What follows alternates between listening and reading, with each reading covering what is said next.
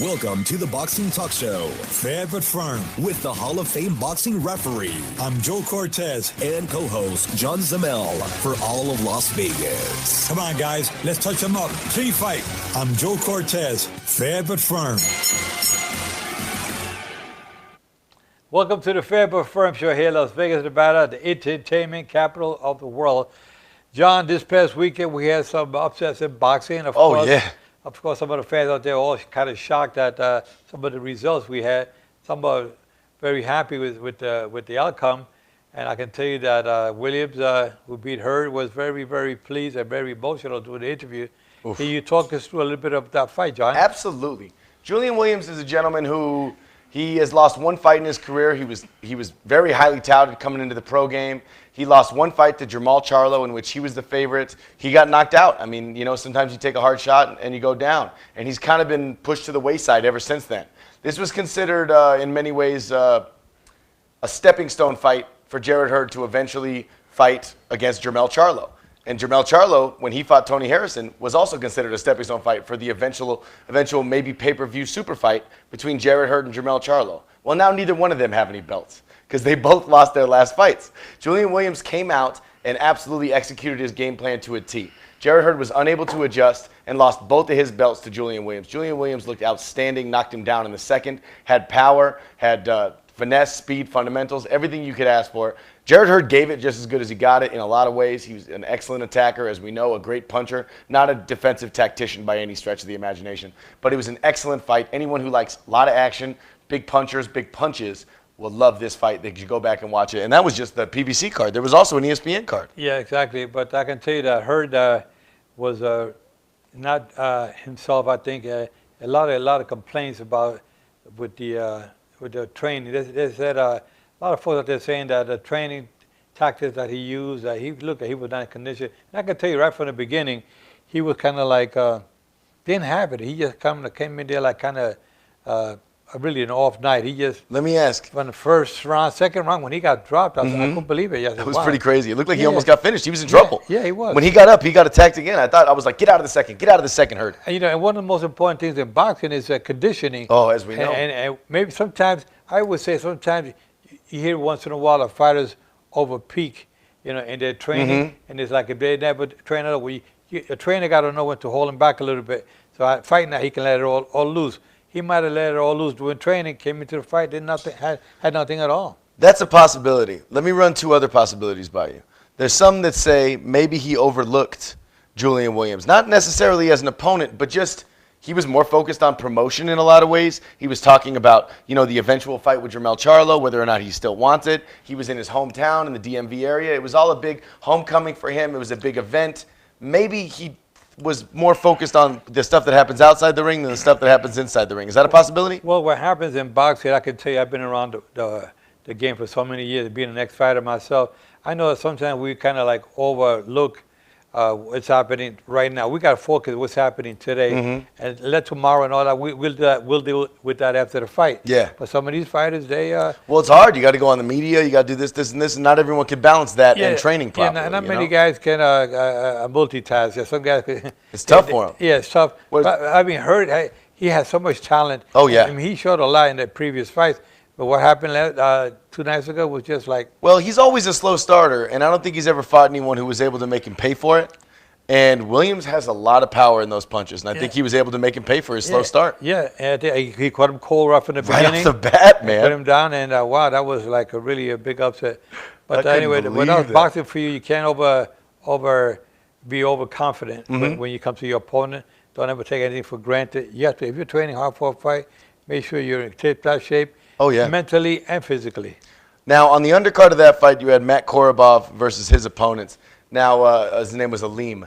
It was a good fight. It was action-packed back and forth. A lot of the fans felt that Korobov won, but, you know, fans always think stuff. Now, the part that was interesting about it was at the end of the fight, they announced it a majority decision for Korobov. They said two of the judges went Korobov, one went draw. Then they recounted them and said, no, actually, 2 of them went draw, 1 went Korobov.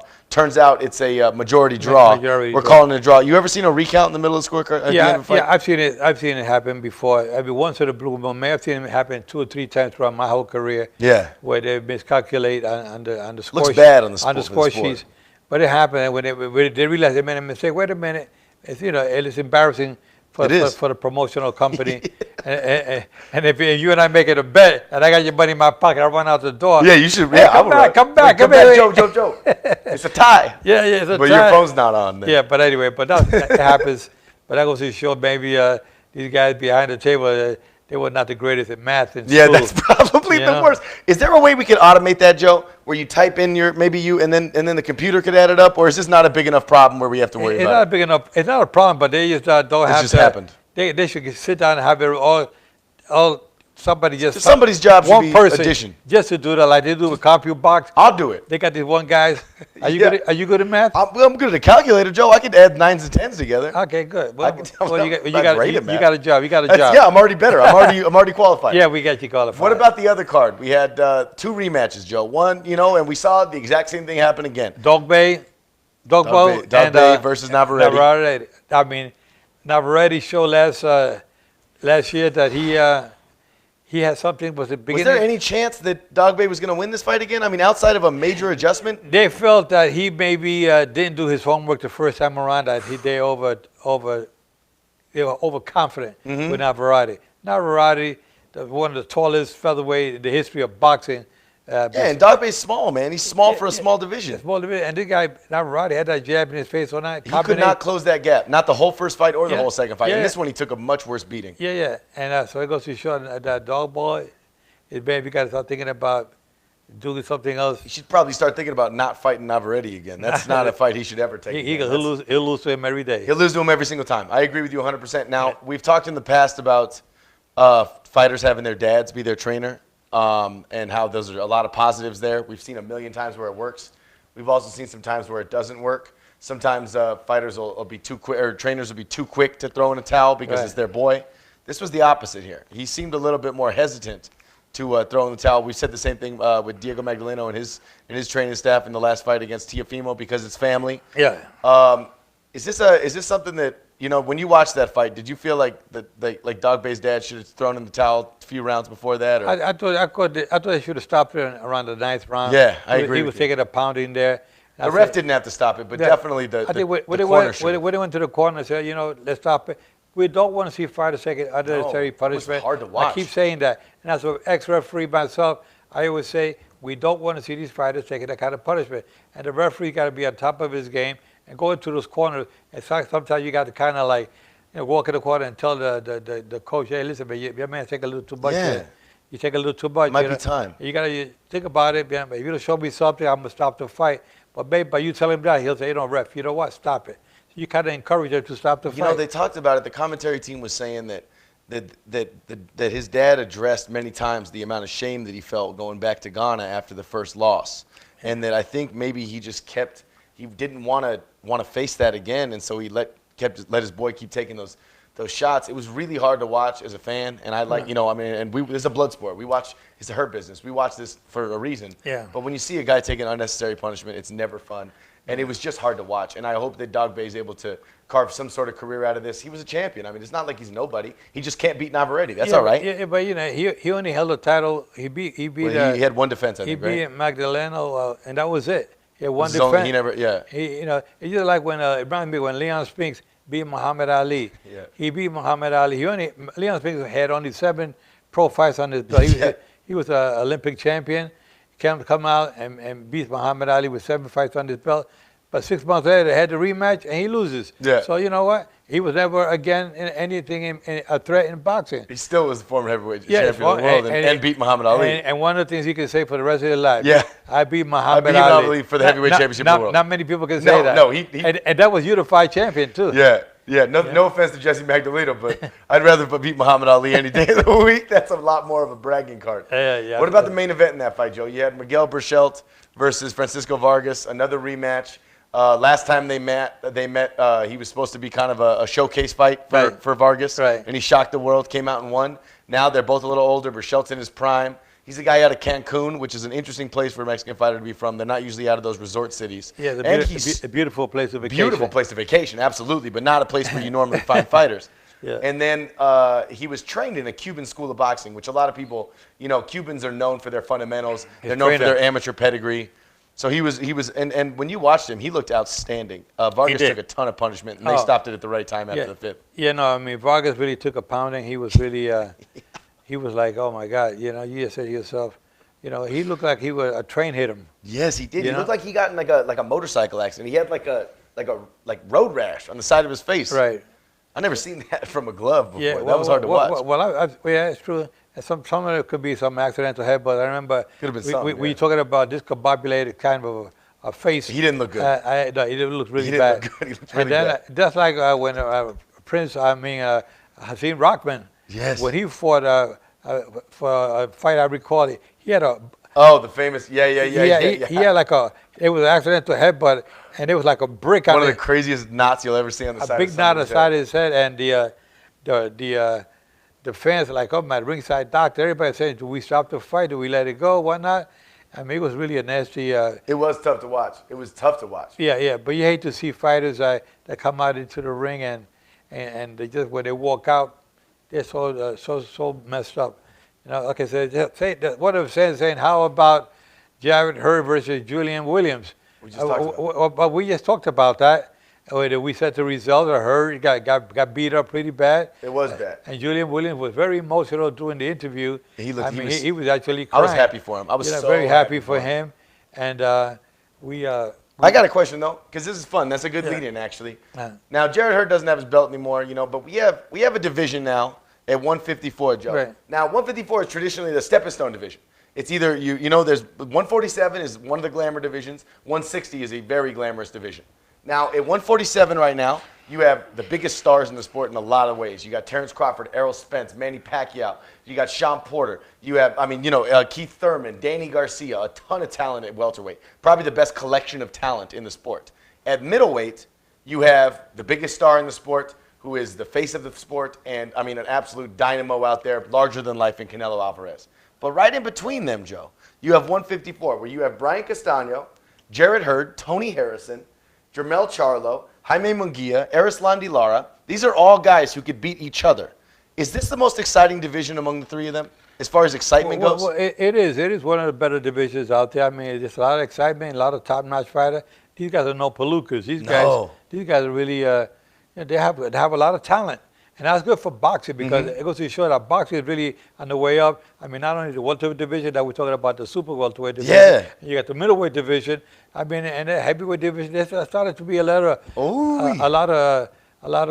action going on. A lot of action going on in different divisions. Yeah. So definitely, I'd say that 154 is a hot division too now. It's super hot. It might be the best division in boxing and like I said, you have guys at least right now. At least right now, it might be the hottest one because it might not have any A-plus fighters. Like Canelo's an A-plus fighter, and he dominates his whole division in a lot of ways, which makes it exciting. You have welterweight, where you have a lot of A fighters. But these guys are all kind of A-minus fighters, but they're all A-minus fighters. Yeah. So anyone can beat anyone at any point. The only undefeated champion out there is Jaime Munguia, and he might be the worst one out of all of them. Yeah, well, so it makes it super exciting. I can see these guys going up in the division into the 160 eventually.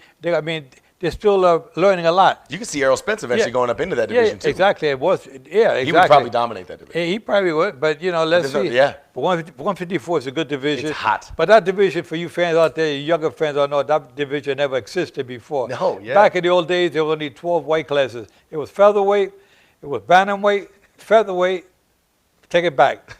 It was flyweight. There it is. Bantamweight, featherweight, lightweight, welterweight, middleweight, light heavyweight, and heavyweight. Big dogs. There was 8. I said 12. It was 8 divisions. That was it.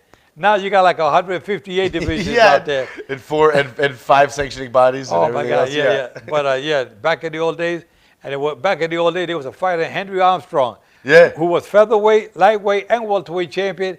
Simultaneously, at the same time, he was champion, and he would defend those titles. He would fluctuate his weight, go up to 147, go back to 135, 126.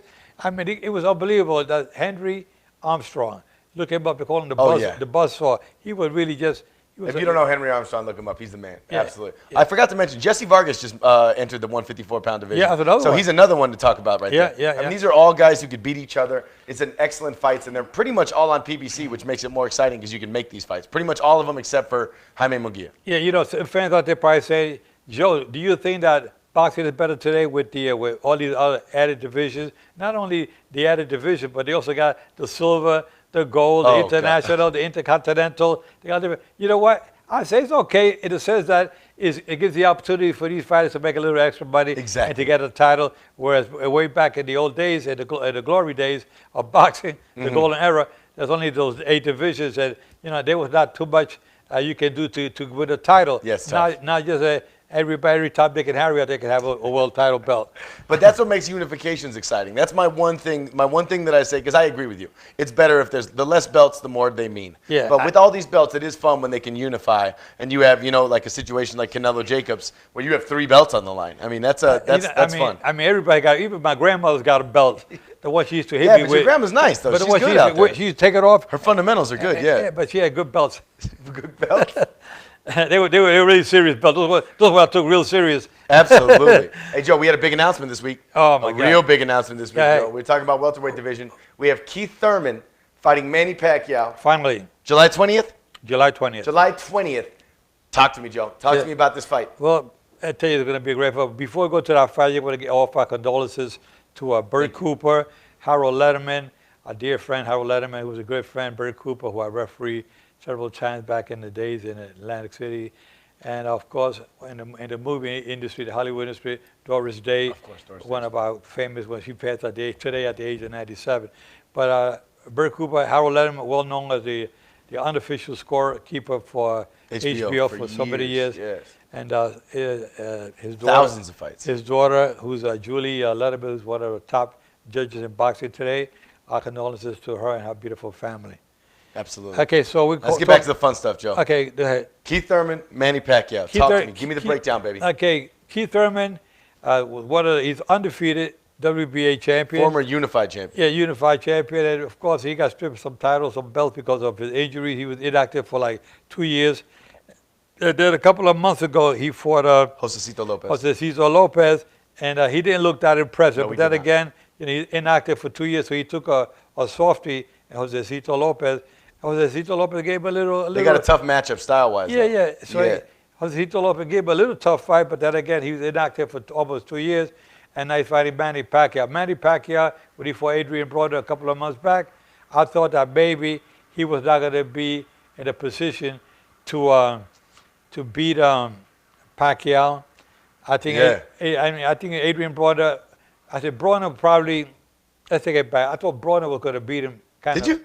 Yeah, I thought Broner would beat him because Manny Pacquiao, 40 years of age. Oh, yeah. But Manny Pacquiao came back and showed the world that he still definitely had a little spark, a lot of spark. Not a little, a lot of spark. Manny Pacquiao, of the old flash. This is a big fight, though, Joe. Like, let's not over. I mean, he didn't. Keith Thurman didn't look good against Josecito Lopez, but this is the most dangerous fight Pacquiao's fought. Yes, he lost to Jeff Horn, but this is the most dangerous fight Pacquiao's fought since Floyd Mayweather. Yeah. Well, you know, he's fought a lot of fighters out there. He's saying that all the fighters he's fought in the past. I mean, he feels like this one is going to be one that's going to stand out the most for the simple reason that he's fighting one of the better guys out there. I mean, Keith Thurman was considered pound for pound one of the best fighters. And should have been in boxing. This is serious. Up until he got hurt. This is a serious question. We're talking about Manny Pacquiao's all-time right? Because he's one of the top 10 fighters ever to do it, on a pound for pound list.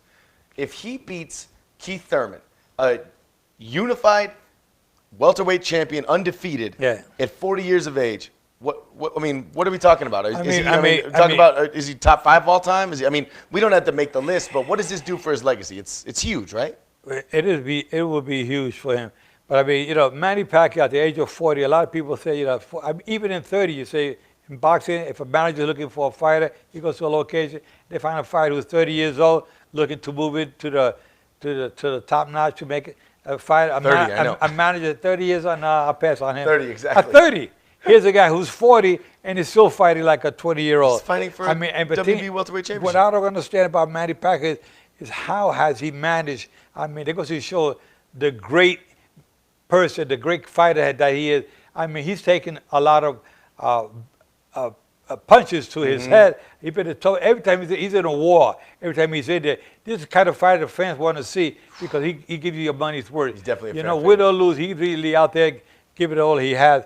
And I think that if he beating Keith Thurman, they'll say, well, he beat Keith Thurman, who's been injured. And if Keith Thurman beats him, then, he beat old Manny Pacquiao. I agree. He could have never beat Pacquiao when he was young. But I can still say one thing. Manny Pacquiao is still the welterweight champion of the world. He's still out there. Everybody wants to fight Manny Pacquiao. They know that's where the money's at. He's definitely the if anything, at worst, the second most marketable fighter on the planet right now behind Canelo. I mean, you could say Anthony Joshua, but I don't think so. Pacquiao's numbers prove otherwise. When I interviewed Manny Pacquiao a couple of months back when he was fighting Adrian Broner the day before at the weigh-in, and I asked him about what's happening with you and Mayweather. Anything happening? He said, "Yeah, I'm willing to eat the." But he said, "But right now I want to focus on tonight's fight," which is what I like to hear from him. He was talking about, "I want to focus on Adrian Broner first, and then we'll talk tomorrow after this fight tonight." That's what they always say. But here he is. He beat Adrian Broner. And Mayweather is not in the mix for this fight. Now it's that's an interesting subplot that I was hoping you would touch on, and I'm glad that we can extrapolate it because it's exciting. Yeah.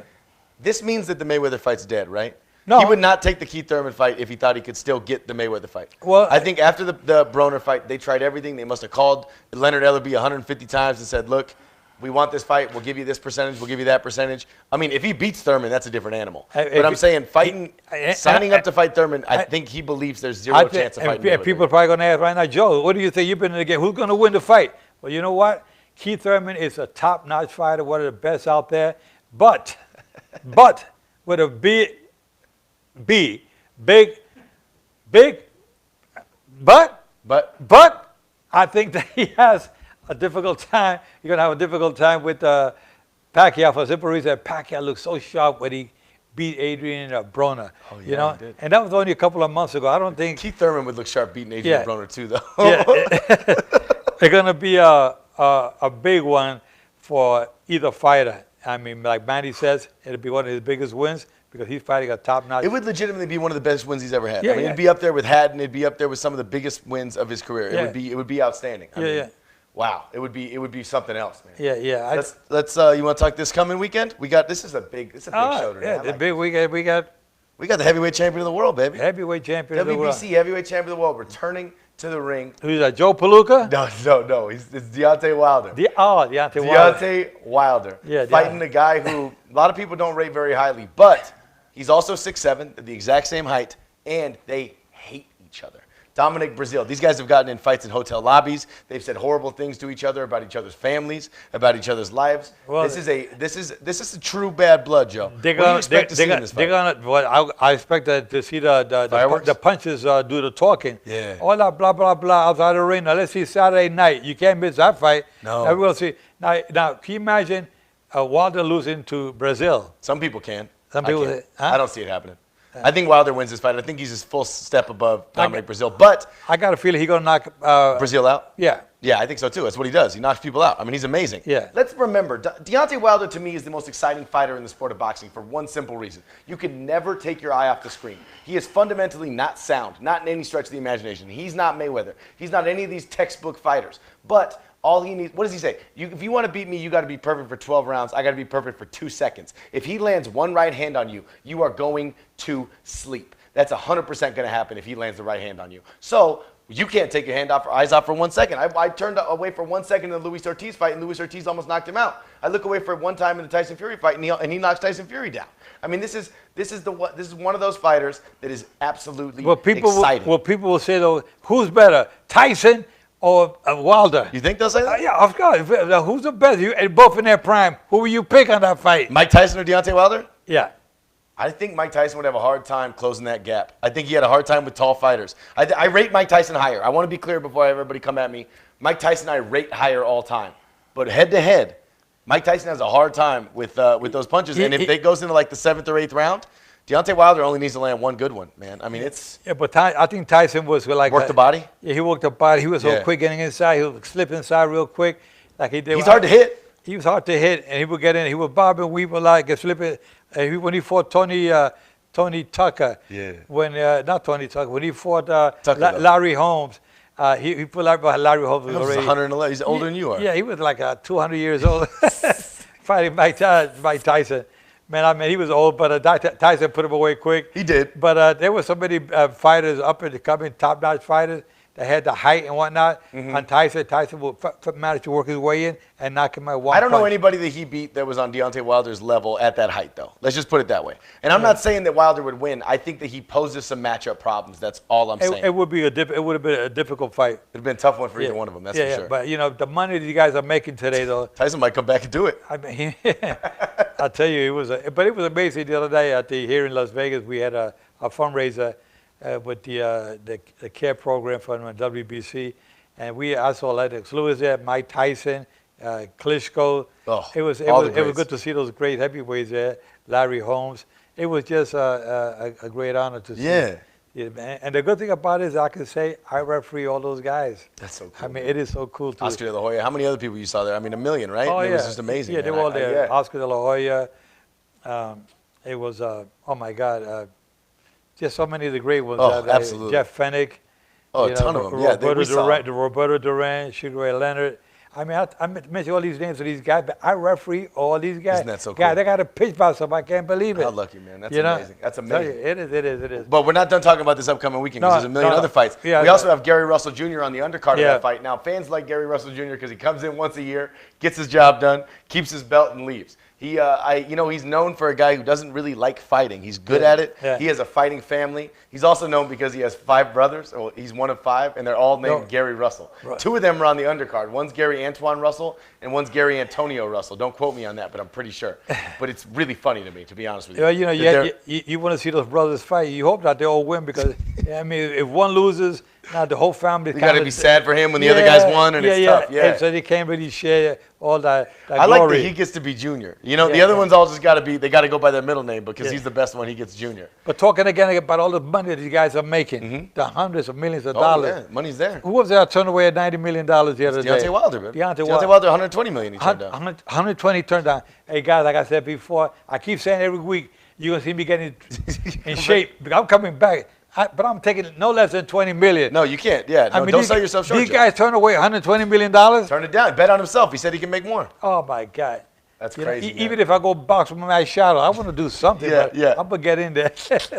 Hey, fans, we're having so much fun talking about these fights. Any questions, please put them out there now. Always, please. We got about 3 minutes before we wrap it up. So put something out there. We got another Billy Joe Saunders. We want you to share, subscribe. And we also want to thank our sponsor, La Mansión, Into Boxing. But absolutely. Share with your friends out there. Let them know we're having some fun on this show here. This is the only show you're going to find 2 genuine world championship belts. It's a unification. Yeah, on the table. I know the belts coming soon, but anyway, we're gonna end up with about 25 different belts out here. That's what we should. That's how many we're the champions. Well, not only that, but that's how many sanctioning battles we got out there. So we're gonna have all these belts. That's how many weight classes I fluctuate week to week, though. Too. I have a couple of more put away, but I don't want to pull them out because it'll just flood the table. We'll get them behind them. We'll get some shelves. Yeah, it'll be nice. Talking behind us here, Muhammad Ali. Absolutely. One of the greatest Some of all of the greatest there. Best ref ever right there in the middle, too. Oh, I don't know about that. He's but up there. But I can tell you the fighter is one of the best fighters, Canelo Álvarez. We got a few more. We got a few more fights this weekend, Joe. We got Noya Nuye, who you have in your top 10 pound for pound, and I think most people do. He's going to be fighting against Emmanuel Rodriguez for Rodriguez's strap. What do you expect to see from Nuye? Another quick knockout? That's what he does. Well, that's what he does, and let's see, maybe he does that. But again, like I said before, in boxing, so many things are happening where there's so many upsets, you never know. No, anything can happen. Your boy, you like him, Joe Joyce. He's going to be on the undercard of Billy Joe Saunders' first attempt at 168. What do you expect to see from Billy Joe Saunders at 168, and what do you expect to see from Joe Joyce? Well, I think Joe Joyce brings a lot. He's 33 years of age, but he's young. I always say heavyweights, they develop late in their careers. But he's young, a former silver medalist at the Olympics. And a very, very charismatic individual. Yes, he is handsome. And handsome. Slow, though. Slow. Yeah, well, I think in the heavyweight division, let's see what happens. You can be a little slow, right? The Golden Boy is calling out to Spence Canelo. Spence Canelo. What do you think about Spence Canelo potentially, Joe? Well, Spence Canelo, Errol Spence Jr., 147-pounder. Yeah. You put him with a Golden Boy. There's no chance, right? Oh, yeah, there's no chance. But I like Errol Spence Jr., but he can't it says there, if I'm reading right, Golden Boy calling out. calling out Earl Spence. Canelo has all these young lions at 160. He's saying Canelo would beat them all at 160. I get it. It's look, Canelo's amazing. I don't know anyone that beat Canelo at 160 right now, except for Triple G. But maybe not even now Triple G, but he did once. Canelo is really the top gun in this lineup. I mean, Canelo really has a lot. He showed me a lot last week when he beat Danny Jacobs. Danny Jacobs. I mean, Canelo Álvarez showed that he has a move. He can slip and slide. He's unbelievable. He's as complete a fighter as exists right now. Yeah, he's an individual. He's a fighter that has so much talent, so much power, so much boxing skills, and it's just something that I feel like in boxing we need some stuff like that. Absolutely. No, I mean they're exciting, and look, I like them talking about Spence makes sense. If I'm Golden Boy, I would love to see Spence. Spence is a top 10 pound for pounder right now. I would love to have Canelo add that to his resume. But the fact of the matter is, I mean, look, for $20 million, that was the supposed offer. If I'm Spence, I'd probably go up there and do that fight. Yeah. But because then he can go right back down to 147 and you know what I mean, and start staking his claim again. Yeah. Well, with the extra time that we have out today, we're going to talk a little bit more about those kind of dream fights people are talking about. These fighters, welterweight division, middleweight division, the heavyweight division. There's so much out there. Like we said with the show earlier today. We know that boxing is really on the way up again. I always said boxing has peaks and valleys. Oh, yeah. Right now it's at its peak. Oh, it's skyrocketing, man. It's going right now.